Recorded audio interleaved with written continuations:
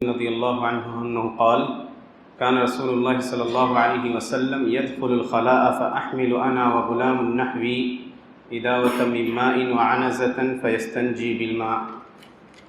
والحديث الخامس عشر عن أبي قتادة الحارث بن ربعي الأنصاري رضي الله عنه أن النبي صلى الله عليه وسلم أنه قال لا يمسكن أحدكم ذكره بيمينه وهو يبول ولا يتمسح من الخلاء بيمينه ولا يتنفس في الإناء. والحديث السادس عشر عن عبد الله بن عباس رضي الله عنهما قال مر النبي صلى الله عليه وسلم بقبرين فقال إنهما لا يعذبان وما يعذبان في كبير أما أحدهما فكان لا يستتر من البول وأما الآخر فكان يمشي بالنميمة فأخذ جريدة رطبة فشقها نصفين فغرز في كل قبر واحدة فقالوا يا رسول الله لما فعلت هذا قال لعله يخفف عنهما ما لم ييبسا. یہ تین حدیثیں آپ کے سامنے پڑھی گئی ہیں اور مسلسل بیان آ رہا ہے ان مسائل کا جن مسائل کا سامنا اکثر لوگوں کو ہوتا ہے. آج کے اس درس میں کچھ ایسے مسائل جو طہارت کے سے متعلق ہیں اور بہت سارے لوگ شرم و حیا کی وجہ سے اسے بیان نہیں کر پاتے ہیں اور کہنے دیجئے کہ وہ بغیر طہارت کے نماز ادا کرتے ہیں اور ان کی نمازوں کا کیا حال ہوگا اللہ ہی زیادہ جانتے ہیں. تو دین سیکھنے کا نام اور جو چیز نہیں جانتے ہیں اس کے پوچھنے میں آپ کو کوئی جھجک نہیں ہونی چاہیے. الحمدللہ آپ کے سامنے سلفیہ مدرسہ موجود ہے, بڑے علماء کی ایک ٹیم ہے, اشراف صاحب آتے ہیں, ان سے پوچھا جا سکتا ہے, اور لوگ موجود ہیں ان سے پوچھا جا سکتا ہے. لیکن کسی مسئلے کو آپ نہ جانیں اور اس کو اپنے مطابق چلائیے, یہ آپ کے دین کے اوپر بڑا خطرہ ہے. اور اس درس کے قائم کرنے کی وجہ میں نے شروع میں بھی بتائی تھی کہ ایک تو ہمارے بعض بزرگوں کی جانب سے یہ نصیحت تھی کہ بہت سارے مسائل بچوں کو نہیں پتہ ہے وہ بتائی جائیں, اور کچھ ایسے مسائل جو پاکی حاصل کرنے سے متعلق تھے اور مجھ تک یہ باتیں پہنچی تھیں کہ لوگ جنابت کے شکار ہو جاتے ہیں, کمر دھو کے آ جاتے ہیں نماز پڑھنے, ان کی نماز نہیں ہوگی. تو نہ وہ پوچھتے ہیں اور نہ دین کی تعلیم کے حاصل کرنے کے جہاں بھی جو بھی ذرائع ہے اس کو اختیار کرتے ہیں.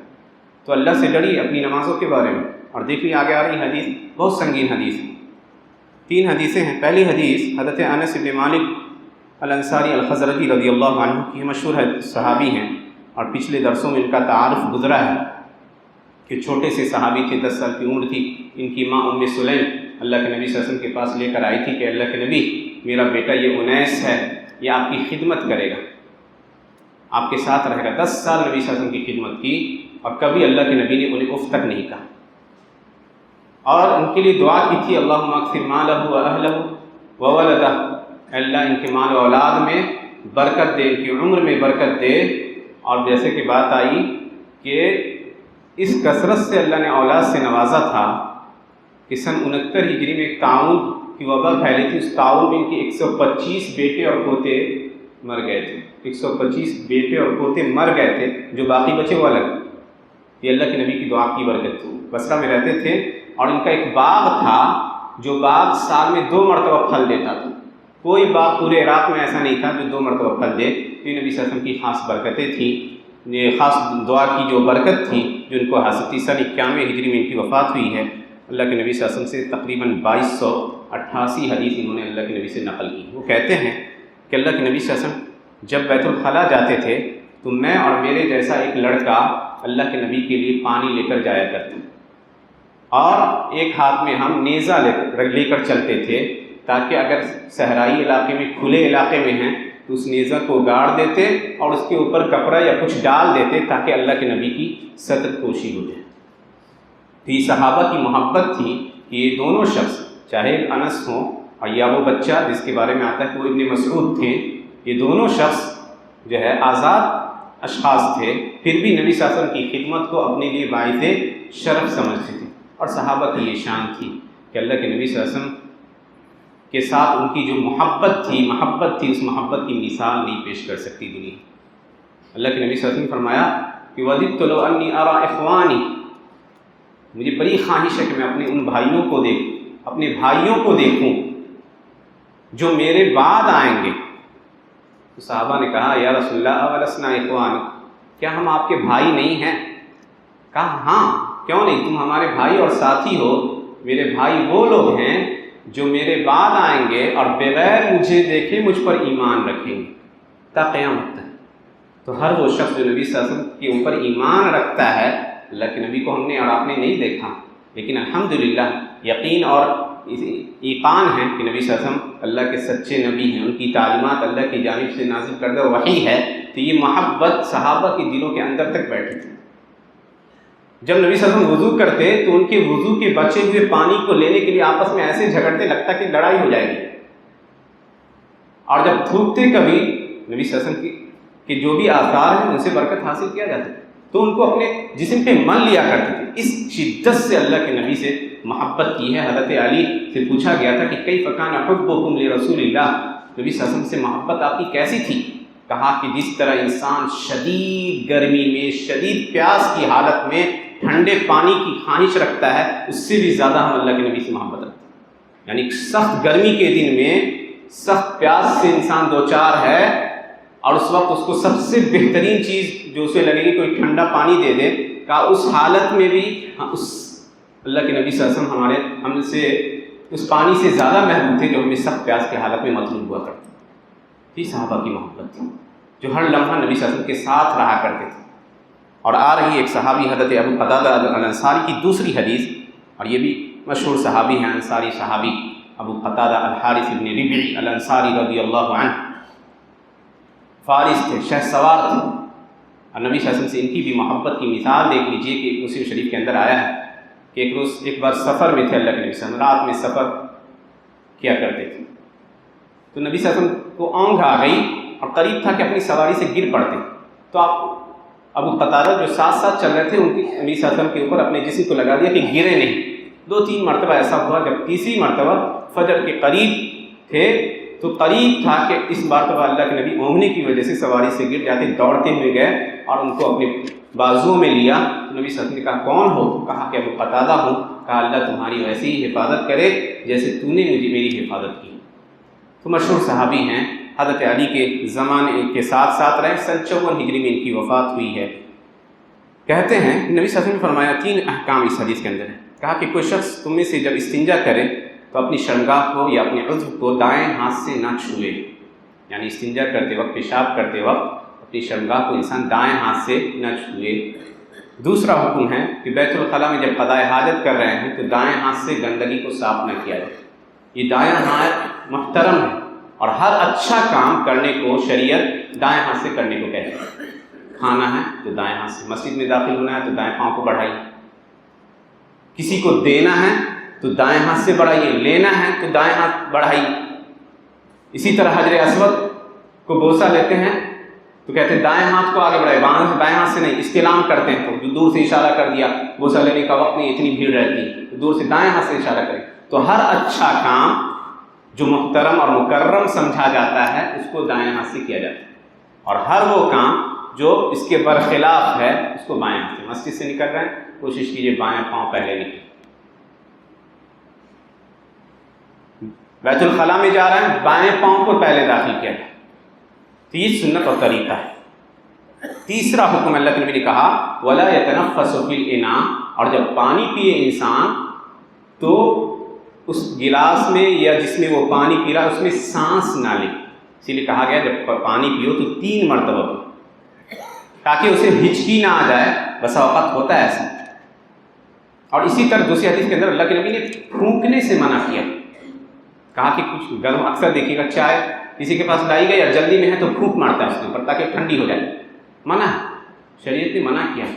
اور آج سائنس اس بات کو ثابت کرتی ہے کہ پھونکنے کی سے منع کرنے کی خاص وجہ ایچ پائلوری نام کی کا ایک بیکٹیریا ہوتا ہے جو انسان کے معدے کے اندر بلکہ منہ کے اندر بھی موجود ہوتا ہے، تو جب انسان پھونکتا ہے تو وہ بیکٹیریا یا جراثیم جو ہے اس پانی کی چیز میں واقع ہو جاتی ہے، تو جو آپ کا گلاس سے دوسرا پی رہا ہے وہ اس بیماری کا شکار ہو سکتا ہے، پیٹ کے السر کا شکار ہو سکتا ہے، تیزابیت کا مسئلہ ہو سکتا ہے، تو بہت ساری بیماریاں اس وجہ سے ہوتی ہے۔ سائنس آج اس بات کو اب ثابت کرتی ہے، شریعت نے پہلے منع کر دیا۔ تو شریعت کی ہر تعلیم بڑی حکمتوں پر مبنی ہے اور بڑی مصلحت ہے انسان کے اندر۔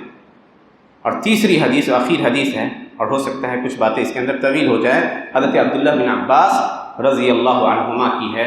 نبی صلی اللہ علیہ وسلم کے چچا زاد بھائی عبداللہ بن عباس بن عبد المطلب، نبی صلی اللہ علیہ وسلم کو جب مکہ والوں نے شیب ابی طالب میں محصور کر دیا تھا، بائیکاٹ کر دیا تھا، مسلمانوں کا بائیکاٹ ہوا تھا نبی صلی اللہ علیہ وسلم کی نبوت کے 10 سال کے بعد، اور وہی وہ سال تھا جس میں حضرت خدیجہ کی وفات ہوئی تھی، حضرت ابو طالب کی وفات ہوئی تھی۔ تو اسی گھاٹی میں ابن عباس کی پیدائش ہوئی، ہجرت سے 3 سال پہلے، اور اللہ کے نبی نے ان کے حق میں خاص دعا دی تھی۔ حضرت عباس نے جب یہ خبر دی کہ اللہ کے نبی میرے یہاں ایک بیٹے کی ولادت ہوئی ہے، تو اللہ کے نبی کے سامنے ان کو لایا گیا، تو اللہ کے نبی نے کھجور کو اپنے منہ میں رکھا اور اس کو چبانے کے بعد ان کے منہ میں ڈال دیا۔ تو نبی صلی اللہ علیہ وسلم نے تہنیت کی تھی۔ یہ کہا جاتا ہے کہ اگر کوئی بچہ پیدا ہو، آج کے زمانے میں یہ عمل بہت سارے علماء کہتے ہیں کہ اب یہ اللہ کے نبی کے ساتھ خاص تھا۔ کچھ علماء کہتے ہیں کہ کوئی بزرگ محترم آدمی ہے سوسائٹی کا، تو اس کے پاس لے جایا جائے، وہ کھجور کو چبا کے اس کھجور کے اثرات اس بچے کے منہ میں ڈال دے، جس کو تہنیک کہا جاتا ہے، جو بچہ ابھی پیدا ہوا۔ لیکن یہ خاص تھا اللہ کے نبی صلی اللہ علیہ وسلم کے ساتھ، عام لوگوں کے ساتھ نہیں۔ سن 68 ہجری میں ان کی وفات ہے عبداللہ بن عباس کی۔ بہت بڑے عالم گزرے، چھوٹے سے تھے، اللہ کے نبی نے دعا دی تھی ان کے لیے، اللہم علمہ التاویل وفقہہ فی الدین، اے اللہ انہیں قرآن کے آیات کی تفسیر بیان کرنا سکھا دے اور دین کا فقیہ بنا دے۔ اللہ کے نبی کی دعا کا اتنا اثر ہوا کہ یہ چھوٹے سے صحابی جو 13 سال کی عمر تھی ہوگی مشکل سے اللہ کے نبی کی وفات کے بعد، حضرت عمر کی مجلس کے سرداروں میں سے تھے، چھوٹے سے تھے لیکن حضرت عمر بڑے بڑے صحابہ پر ان کو فوقیت دیتے تھے، بڑی بہترین رائے کے مالک۔ اور کہتے ہیں کہ جب میں نے علم حاصل کرنے کا ارادہ کیا تو انصار کے ایک نوجوان شخص سے کہا کہ چلو ہم دونوں علم سیکھتے ہیں۔ تو اس انصاری نوجوان نے کہا کہ ابن عباس تم پر افسوس ہو، ابو بکر و عمر عثمان و علی جیسے بڑے بڑے صحابہ موجود ہیں، اور تم علم سیکھو گے تو کیا کبھی تم کو لوگ تمہارے پاس آئیں گے علم سیکھنے کے لیے ان لوگوں کے رہتے ہوئے؟ تو ابن عباس نے کہا کہ میں نے ان کو چھوڑ دیا اور میں علم سیکھتا رہا، بڑی پریشانی جھیلی علم سیکھنے میں۔ اور ایک وقت آیا عبداللہ بن زبیر رضی اللہ عنہ کی خلافت میں مکہ کے اندر 2 شخص تھے، ایک عبداللہ اور ایک عبید اللہ، یہ دونوں بھائی تھے کہ عباس رضی اللہ عنہ کے بیٹے۔ عبید اللہ کو اللہ نے بڑی مال و دولت سے نوازا تھا اور عبداللہ کو بڑے علم سے نوازا تھا۔ تو دونوں بھائی کے گھر کے سامنے بھیڑ لگی رہتی تھی، کوئی حدیث سیکھنے والا ہے تو ہزاروں سینکڑوں کی تعداد میں لوگ کھڑے ہیں، حدیث سیکھنا ہے اللہ کے نبی کی تو پھر جاؤ داخل ہو جاؤ، شعر و شاعری عربی سیکھنی ہے تو داخل ہو جاؤ۔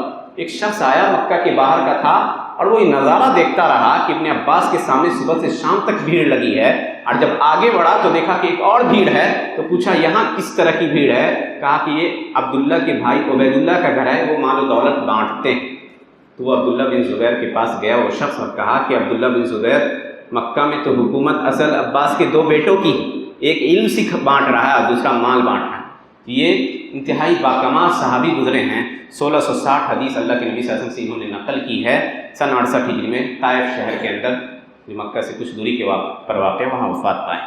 کہتے ہیں کہ نبی صلی اللہ علیہ وسلم کا گزر 2 قبر سے ہوا، اور 2 قبر سے ہوا اس کا مطلب یہ قبرستان نہیں تھا، اور اس سے پتہ چلتا ہے کہ انسان اگر چاہے تو اپنے کسی قریبی شخص کو اپنی خاص زمین میں دفن کر سکتا ہے۔ اور ایک اور بات یہاں پہ سمجھ میں آتی ہے اور جو بڑی حکمت کی بات معلوم ہوتی ہے، غور کیجئے گا کہ کوئی شخص جب مرتا ہے کتنوں بڑے مقام کا حامل کیوں نہ ہو، وہ بادشاہی کیوں نہ ہو، جیسے ہی وہ مرتا ہے اس کے سارے القاب ختم ہو جاتے ہیں لوگوں کی نظر سے۔ کون صاحب ہے یہ نہیں کہے گا میت کو آگے کیجئے، چاہے وہ کتنوں بڑے صاحب کے نام سے دنیا میں مشہور رہا ہو، اس کا نام نہیں لیا جاتا کہ فلاں صاحب کو آگے کیجئے۔ کہتے مردے کو ڈھانکیے، تو وہ مردے کی حکم میں جاتے ہی لوگوں کی نظر سے اس کا مقام گر جاتا ہے، لوگ اس کو مردہ اور میت اور اس طرح کے القاب سے پکارنا شروع کرتے۔ کوئی دنیاوی لقب اور مال و دولت کا کتنا ہی بڑا مالدار آدمی کیوں نہ ہو، اس کا مقام ختم ہو جاتا ہے۔ تو جائے کہ وہ قبر میں جائے گا تو اس کے کیا احوال ہوں گے یہ جان لیجئے، یا آخرت کی زندگی میں انسان کا کیا ہوگا اس یہ انداز کرنے کی یا کہہ دیجئے کہ غور کرنے کی ضرورت ہے یہاں کہ مرتے ہی انسان اپنے سارے القاب سے محروم ہو جاتا ہے. بڑے سے بڑے مقام کا حامل شخص کہتے ہیں میت، تو غور کرنے کا مقام ہے. ہم میں سے ہر شخص ہر اپنے رشتہ دار کو پہنچاتا ہے اس جگہ کہ ایک دن ایسا بھی آئے گا کہ ہمیں بھی اور آپ کو بھی پہنچانا ہے. تو اس کو عبرت محسوس کیجئے اور معاذت کا مقام ہے کہ انسان اس گھر کے لیے تیاری کرے. وہ قبر کہتے ہی ہیں اس جگہ کو جہاں انسان دفن کیا جائے. کہا کہ اللہ کے نبی نے انہما لیعذبان، ان دونوں قبر میں جو لوگ دفن ہیں انہیں عذاب ہو رہا ہے. تو یہ نہ کہے کہ اللہ کے نبی علم غیب جانتے تھے اس لیے جان گئے، نہیں، اللہ سبحانہ تعالیٰ نے ان کے لیے واضح کیا تھا لا یظہر علی غیبہ احدا الا من ارتضی من رسول. اپنے غیب پر اللہ کسی کو مطلع نہیں کرتا ہے مگر جسے چاہتا ہے. تو اللہ نے خبر دی کہ ان دونوں قبر والوں کو عذاب ہو رہا ہے. اور اللہ کے نبی نے کہا لولا ان تدافنوا، اگر مجھے یہ ڈر نہ ہو کہ تم دفن کرنا چھوڑ دو تو میں اللہ سے دعا کرتا کہ تمہیں عذاب قبر کو سنائے. اور انسان اگر عذاب قبر کو سن لے تو زندگی کی نعمتوں سے لطف اندوز ہونا بھول جائے. وہ چیخ جو انسان اور جنات کے علاوہ سب سنتے، جتنی مخلوقات. اسی لیے قبرستان میں بیٹھے رہیے گا، دیکھیے گا کبھی کبھی گائے ہڑک جاتی، بھاگنے لگتی. تو عذاب قبر برحق ہے. اور آج بھی جو لوگ مرتے ہیں اگر وہ جنتی ہیں تو جنت کی نعمت سے لطف اندوز ہو رہے ہیں. جنت کی کھڑکیاں کھول دی جاتی ہیں، کہا جاتا ہے کہ سو جاؤ، جیسے دلہن بے خوف اور محفوظ ہو کے سو جاتی ہے، بے فکر ہو کے. ہم جانتے تھے کہ تم دنیا میں ایمان پہ قائم تھے، جو سوالات ہوتے ہیں ان سوالات کے جواب کے بعد کہا جائے. اور جو جہنمی ہے نعوذ باللہ، اس کے لیے جہنم کی کھڑکیاں کھول جائے گی. یاتیہا من ریحہا وسمومہا، جہنم کی ہوائیں اور اس کی تلخیاں اسے پریشان کرتی رہے گی یہاں تک کہ قیامت قائم. اس لیے اللہ کہتا ہے النار یعرضون علیہا غدوا وعشیا ویوم تقوم الساعة ادخلوا آل فرعون اشد العذاب. صبح و شام فرعونیوں کے اوپر اور بڑے لوگوں کے اوپر عذاب پیش کیا جا رہا ہے. تو عذاب قبر برحق ہے. یہ کون سی زندگی ہے، اس کی تفصیلات کیا ہیں، اس کا ہمیں بہت زیادہ علم شریعت نے نہیں بتایا. ہاں ایک چیز واضح ہے، شیخ الاسلام ابن تیمیہ نے لکھا ہے کہ یہ بات تقریباً تواتر سے ثابت ہے کہ مرنے والا اپنے گھر والے یا ہر وہ شخص جو اس کی زیارت کرنے جاتا ہے اس سے واقف ہوتے ہیں. مان لیجیے کہ قبرستان جاتا ہے، السلام علیکم یا اہل القبور انا انشاءاللہ بکم لاحقون انتم سلفنا ونحن خلف، یہ دعا پڑھی جاتی ہے. اور ہم اور آپ نے قبرستان کو میدان بنا لیا کھیل کود کی جگہ. یہ توہین ہو رہا ہے. آپ چپل اور جوتا پہن کے قبرستان میں دوڑتے پھرتے ہیں، اللہ سے ڈریے. ابن حبان کی مشہور حدیث آتی ہے، اللہ کے نبی صلی اللہ علیہ وسلم نے ایک شخص کو دیکھا کہ جوتے پہنے ہوا تھا اور قبرستان میں چل رہا تھا. ویحک یا صاحب السبتیین القی سبتیین، بربادی ہو تمہاری، اپنے جوتے اتارو. یا تو ایک خاص جگہ بنا دی جائے جس کے ذریعے انسان چلے قبرستان میں، قبرستان کے مقام کو محسوس کیجیے. اس کی گھیرا بندی صحیح سے ہونی چاہیے. ایسا نہ ہو کہ قبروں کے اوپر انسان رونڈتا پھرے. یہ مومنین کے قبر ہے، اسی لیے کہا جاتا ہے کہ ایسی جگہ دفن کیا جائے انسان کو، مسلمان کو، جہاں اس کے قبر کی بے حرمتی نہ ہو. دوسرا کرے بے حرمتی تو آپ لڑائی جھگڑے پر آمادہ ہو جائیے گا. اور ہم اور آپ دن رات کرتے ہیں تو اس کا خیال نہیں رکھتے. خیال رکھنے کی ضرورت ہے. اللہ کے نبی نے کہا انہما لیعذبان، ان دونوں قبر والوں کو عذاب ہو رہا ہے. کیسے جانا؟ اللہ سبحانہ و تعالیٰ نے یہ چیز آپ کو بتا دی. اس کے بعد آپ نے کہا وما یعذبان فی کبیر، کسی بڑی چیز کے سلسلے میں عذاب نہیں ہو رہا ہے. بلا، بخاری میں آیا ہے بلا انہ کبیر، ہاں یہ بڑی بات تھی. بڑی چیز کس ناحیے سے؟ کہا کہ ایسی چیز کے سلسلے میں انہیں عذاب ہو رہا ہے جس سے بچنا بہت مشکل نہیں تھا. حالانکہ یہ دونوں چیز کبیرہ گناہ ہے، بچنا مشکل نہیں تھا. یعنی اگر چاہتے تو آسانی سے خود کو بچا لیتے. کہا اللہ کے نبی نے اما احدہما، ان میں سے ایک فکان لا یستتر من البول، پیشاب کے چھینٹے سے نہیں بچا کرتا تھا. پیشاب کے چھینٹے سے نہیں بچا کرتا تھا. بچنا آسان ہے اگر کوشش کی جائے. اور یہاں پہ بہت سارے مسائل اٹھتے ہیں. جو لوگ جینس وغیرہ پہنتے ہیں اکثر شکایت کرتے ہیں کہ پیشاب کے قطرے رہ جاتے ہیں. انہیں چاہیے کہ اپنی طہارت کا خاص خیال رکھیں. ایک مسئلہ جو مجھ سے بارہا کئی لوگوں نے پوچھا ہے محلے میں بھی، اور وہ یہ ہے کہ بہت سارے لوگ کنٹینیو پیشاب آنے کی شکایت ہوتی ہے، مسلسل پیشاب کے قطرے، کہتے ہیں بہت سارے لوگوں کے ساتھ یہ مسئلہ ہے، ان کا مثانہ کمزور ہو گیا ہے، پیشاب کے قطرے گرتے رہتے ہیں، ان کا کیا حکم ہے یا وہ نماز کیسے پڑھیں گے؟ تو علماء نے لکھا ہے کہ اس کی دو صورت ہیں۔ ایک صورت یہ ہے کہ اس کو پیشاب کے قطرے ہمیشہ آ رہے ہیں، رک نہیں رہے، انکنٹینیوس ہے، کنٹینیو وہ آ رہا ہے، تو ایسی صورت میں وہ ہر نماز کے لیے وضو کرے گا۔ پہلی چیز اس کو ایک بات کا اور خیال رکھنا چاہیے کہ وہ ایسی چیز یوز کرے اپنی شرمگاہ پہ، آج کے زمانے میں ایڈلٹ پیمپرس آ گئے جو پیشاب کے قطرے نیچے نہیں گرنے دیتے، تو اس کا استعمال کیجیے۔ پہلی چیز، خاص طور سے یہ خواتین میں بہت ہوتا ہے، حمل کے وقت ان کے ہاں یہ مسئلہ ہوتا ہے، جس کو بیان نہیں کر پاتی ہے نماز سے واپس رہتی ہے، تو خیال رکھیے اپنے گھروں میں۔ کہا کہ پہلی صورت یہ ہے کہ وہ جس کو مسلسل پیشاب کے قطرے آ رہے ہیں، نہیں رک رہے ہیں، وہ ہر نماز کے وقت وضو کرے، اور وضو کرنے سے پہلے وہ ایسا کپڑا یا آج کے زمانے میں کہہ دی وہ پیمپرس پہن لے تاکہ وہ قطرے مسجد کو آلودہ نہ کرے اور نماز پڑھے۔ گرچہ پیشاب کے قطرے گر بھی رہے ہیں کوئی حرج نہیں، نماز اس کی ہو جائے گی۔ یہ ایک صورت ہے۔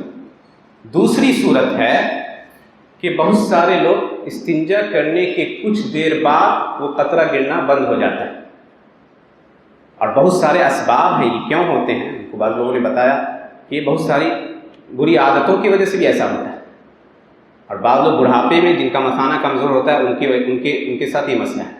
تو علی کل حال اگر کسی کے ساتھ یہ مسئلہ ہے تو ان دو صورتوں میں سے کسی صورت کا عمل کرے۔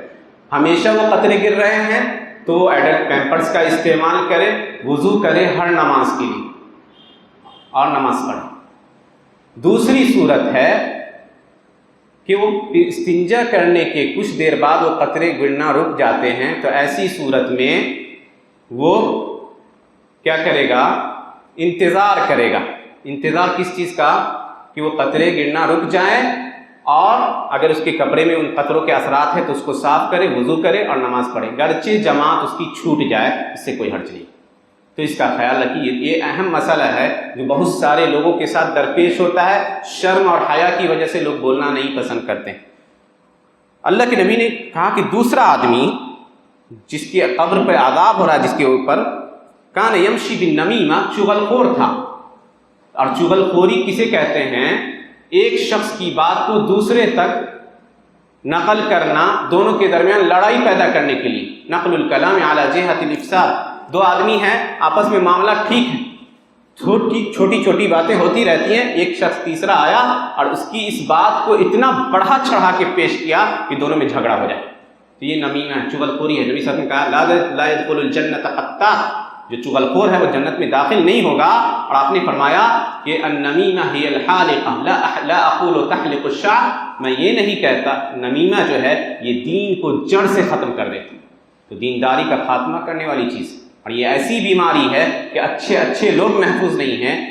اور یاد رکھیے اللہ کے نبی صلی اللہ علیہ وسلم نے فرمایا کہ کفا بالمرء اثما ان يحدث بكل ما سمع، انسان کے گناہ گار ہونے کے لیے کافی ہے، اور ایک حدیث کے اندر ہے جھوٹے ہونے کے لیے کافی ہے کہ وہ ہر سنی سنائی بات پر یقین کرے۔ تو جب تک یقین نہ ہو جائے، جس کے بارے میں کہا جا رہا ہے اس کے سامنے جا کے کہیے کہ کیا آپ نے ایسی بات کہی ہے، تثبت کر لیجئے، نہ کہ کسی کی بدگمانی یا بری بات پھیلائی ہوئی بات ہے اور اس کو آپ اپنا رہے ہیں، اس کی وجہ سے اس سے تعلقات منقطع کر رہے ہیں، ایسا نہیں ہونا چاہیے۔ کہا فأخذ جریدۃ رطبہ، ایک تازہ کھجور کی ایک ٹہنی آپ نے لی اور اس کو دو حصے میں تقسیم کیا اور دونوں کی قبر کے اوپر گاڑ دیا، اور کہا کہ مجھے، صحابہ نے کہا کہ اللہ کے نبی آپ نے ایسا کیوں کیا؟ تو کہا کہ مجھے امید ہے کہ اللہ سبحانہ وتعالیٰ ان دونوں کی قبر کے عذاب سے ان دونوں کے اوپر تخفیف کا معاملہ کرے گا، یعنی ان کے عذاب میں کمی کر دے گا جب تک یہ دونوں ٹہنی سوکھ نہ جائیں۔ تو اس حدیث سے یہ سارے فوائد ہمیں حاصل ہوئے۔ اللہ سبحانہ وتعالیٰ سے دعا ہے کہ اللہ سبحانہ وتعالیٰ ہمیں دین کے مسائل کو سیکھنے اور اس کے مطابق عمل کرنے کی توفیق عنایت فرمائے۔ آمین۔ وآخر دعوانا ان الحمد للہ رب العالمین۔